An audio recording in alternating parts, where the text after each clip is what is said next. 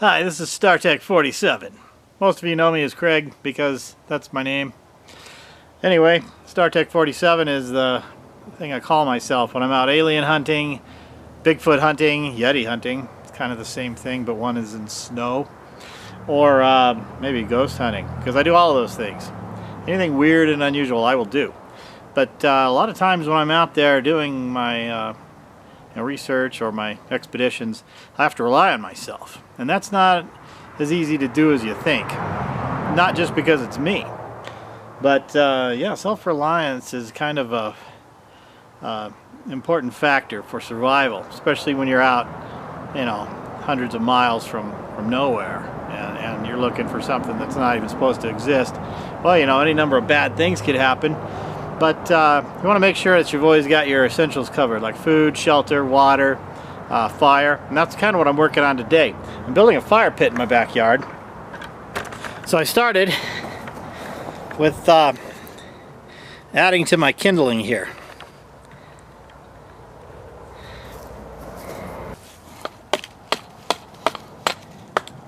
Gotta shave off a lot of the bark, a lot of the fragments from the bark that you can collect here. The bark really makes great tinder, especially this dry stuff like this. It's been sitting out seasoning for like a year, so I'm really collecting it as I scatter it across my yard.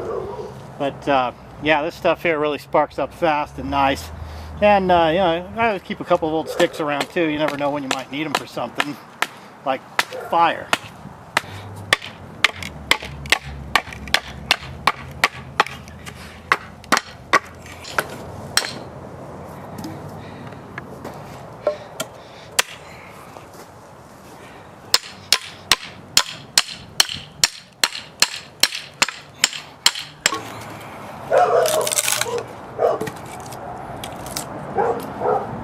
Yeah, that should start me off pretty well. Got some good firewood. Let me show you where we're going to put it. Oh, this is my fire pit. This is the fire pit I built today out of an old barrel. It's just an old oil drum, but I cut it about a third of it off the bottom here so I can stack it up on these blocks that I had in the backyard. This isn't something you're going to be able to do out in the wilderness, of course, but I don't really want to make a campfire right in my yard, but this is something I'm probably going to use just for recreational activity as well. I can sit around this and drink.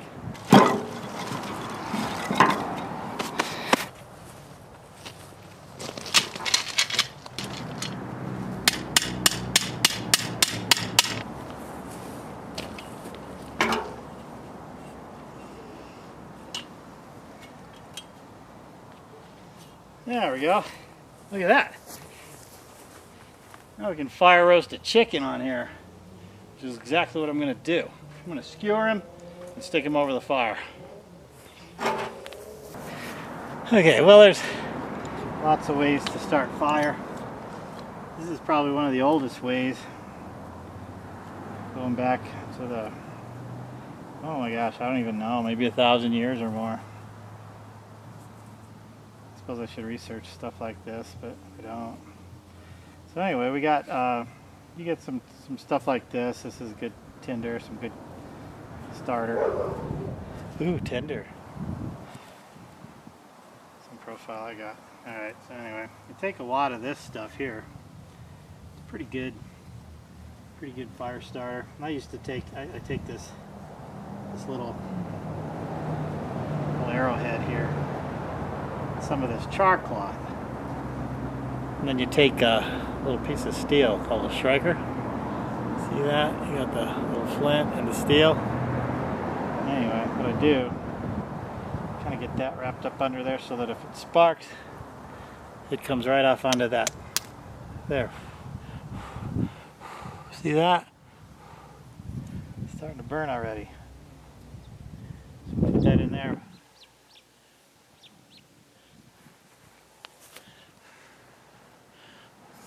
Yeah, that's some fire right there. This is caveman style fire. Yeah. Some of this really dry stuff right here. Just gonna stick it right in there.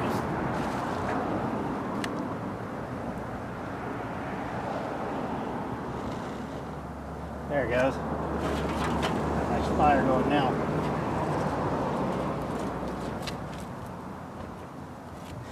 Sorry, can you see what I'm doing? I don't really have a good handle what I'm doing here.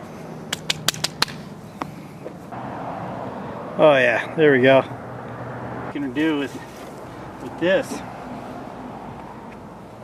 The other way I like to make fire is I'll use one of these. It's kind of the modern version of that thing. It's just a little magnesium stick here, it's spring loaded, and it has a little piece of steel up in there. You can do that and it sparks. Take a little bit of this old bark that I got here. This stuff's great for that. You scrape it up a little bit, get a fine powder going.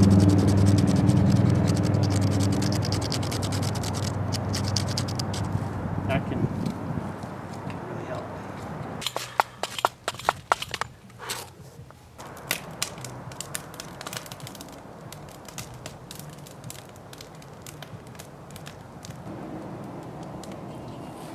Okay, then skewer through.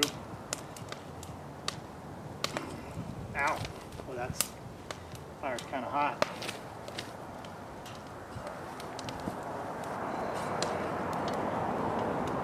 And I'm cooking my peppers. Okay, there we go. Alright, that's the proper way to skewer a chicken. You got to put it on the right side first. I'm going to sit there and drip for a bit. I'm going to rub some seasoning on.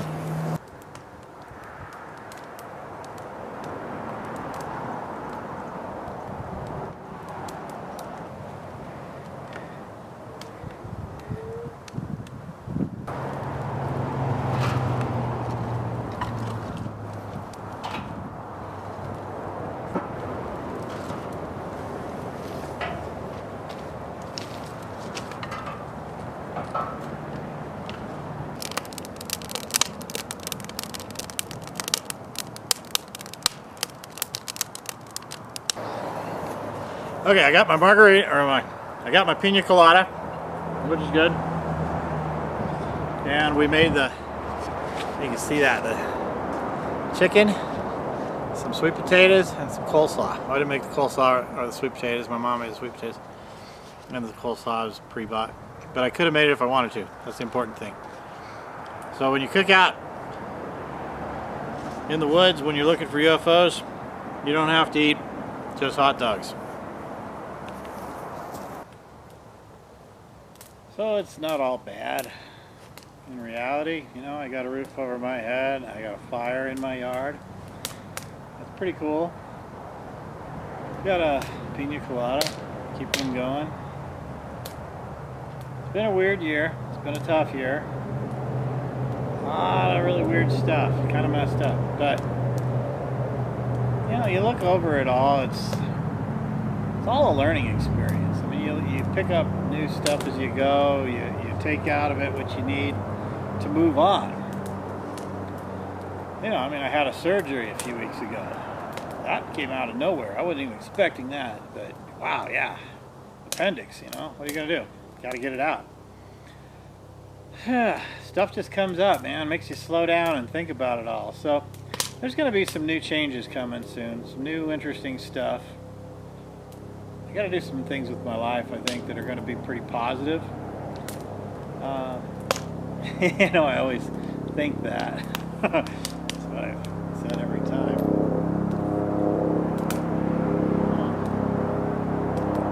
Helicopter.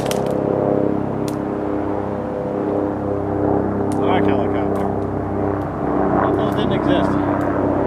Yeah, so it's okay. You know, everything changes. It's always changing. It's what you do with it when it changes that kind of defines you as a person. How do you want to come out of the other side? You know, what do you want to be because of that? Sometimes it's hard to see that. Sometimes you don't know what that's going to look like. You know, naturally. I mean, there's no instruction manual. Life's hard. You know, I mean, it's like that anywhere, though. I mean, you travel around the U.S., you go to places on vacation, you have a nice time. You know, sometimes you think you want to leave the country. Sometimes you want to take off and go to parts unknown and see what things are like there. And you go to resorts or a cruise or something, and yeah, you're shielded from all of the, unsightliness of the rest of the world. You're only seeing the fun, exciting tourist parts. But that's all you really want to see. You don't want to get off the beaten path too far, because you'll just realize you're just traipsing through somebody else's poverty. That's really all it is. And I've been there. I've gone a lot of places. I've traveled the world a lot. And yeah, I've gone to some resorts, had my times there. That's fun. I've gone to places most people would never go, but mostly just to see what I usually want to see, the weird things out there in the world, the things I've heard about and wanted to experience myself. So I would go check those things out, and I would get way off the beaten path, man. I would go to places tourists don't go, and it's not pretty. It's not nice. 9 times out of 10, it's just going to be stuff you never want to see again. It's kind of poverty levels you don't want to ever experience. And it's hard to believe the world lives in that kind of squalor, but a lot of it does. A lot of the world out there is not worth seeing, and that's a shame, because there's a lot of it that's really amazing. But you pick and choose. It depends on what the purpose is of your journey, where you're going and why. And a lot of times that kind of defines your experience. You're not necessarily going for the fun and pleasure and to have a leisurely vacation. You're going there to find out some truths or some honest answers, and you're going to see the ugly side of the world. And that's what it is. The world's not a pretty place, generally. There's plenty of that. You got to go find it. You got to kind of plan that ahead. You got to know what you're getting into before you even leave your house. And that's what I do. I just chill out, make new plans. I go there, I accept things for what they are and how they are. I try not to get too involved in it. I go there to do what I came there to do, and then I leave. So that way you can kind of keep it in perspective. You don't really have to think about the sad parts that you're seeing in the world. But that's what life is. Life's an experience. And I've experienced a lot. And it just keeps going. It's a constant, ongoing experience. You make plans, but yeah. Sometimes plans work out. Some of those people, they go out there right after college, and man, they hit it. They hit it hard. They get that career going, that whole family thing happening. The world is perfect. For me, it was kind of a hit and miss sort of experience. I did some things that were great, did some things that failed, I failed a lot. But I succeeded a lot, I had some successes. But you don't know what's going to work and what won't until you try it. Some people play that straight path. You got your doctors, your lawyers, your bankers, your people that are involved in the money industry. They're going to make the money. That's why they're well off and doing good. People like me, I've always lived from the heart. I've always kind of done things I wanted to do, done things that sounded like I wanted to experience. I was trying to live by what my passions were. And that's not an easy life. It's really not. It's sad because that's what it should be. And I've had a good life. I've had a pretty good time. A lot of bad times, but you just keep pushing through. You do what you got to do because it's the only life you got. You may as well experience as much as you can. A lot of these people, sure, okay, maybe they're making a couple $100,000 a year. That's nice. I'd love that, but their days are the same every day, over and over, the same routines. A little different, not really, but that's it. They take 1 or 2 vacations a year. They spend 30 or 40 years doing the same things over and over again, and don't really have a lot to show for it other than a big pile of money, a nice big house. But, some people, that's what life is. That's what they want. That's all they wanted out of it, and they got it. They had the family. me, that never worked out. The family kind of, I don't know, it was a mess. It was, you know, my wife didn't want to have a husband. She wanted the kid, but not the dad. So that was weird. So that's been kind of a struggle. You know, it's not the experience I wanted.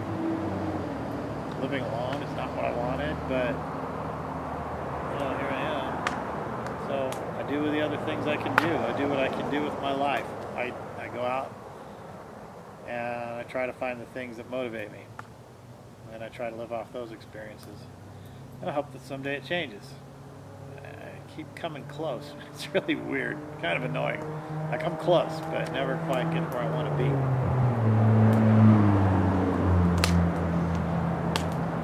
So I sit here, got my little fires, cooking chicken. It was good, by the way. Chicken turned out nice.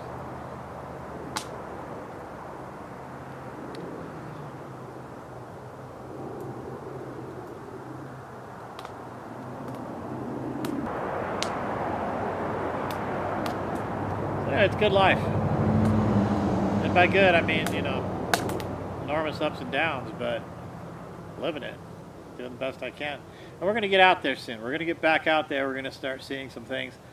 Like, we're going to go down to see the UFO Watchtower soon. We're going to do an overnighter down there. We're going to look for UFOs again. We're going to get back into the swing of things. Now that it's springtime coming up here, we got summer coming up. Lots to do. So, time to get back into all the things that we like doing.